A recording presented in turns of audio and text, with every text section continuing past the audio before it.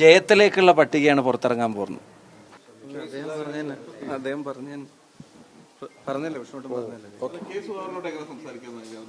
നേതാക്കന്മാർ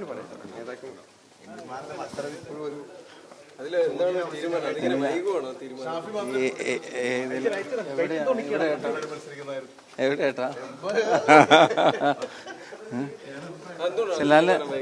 ഏത് തീരുമാനമായി? എല്ലാവരും അത് നിങ്ങൾ മത്സരിക്കുന്നു, നിങ്ങൾ തന്നെ പ്രഖ്യാപിച്ച് ഇപ്പം പിന്നെ വൈകുന്നു നിങ്ങൾ തന്നെ പ്രഖ്യാപിക്കുന്നത്, ഇനി ഇല്ലാന്ന് നിങ്ങൾ തന്നെ പ്രഖ്യാപിക്കുക. അത് പാർട്ടി സമയമാകുമ്പോൾ അതിന്റെ കൃത്യമായിട്ടുള്ള തീരുമാനം അറിയിക്കുന്ന എല്ലാവരും പറഞ്ഞു കഴിഞ്ഞില്ല. കേരള ഹൗസിൽ കയറാൻ NOC വേണോ? അത് ഞാൻ അറിഞ്ഞില്ല.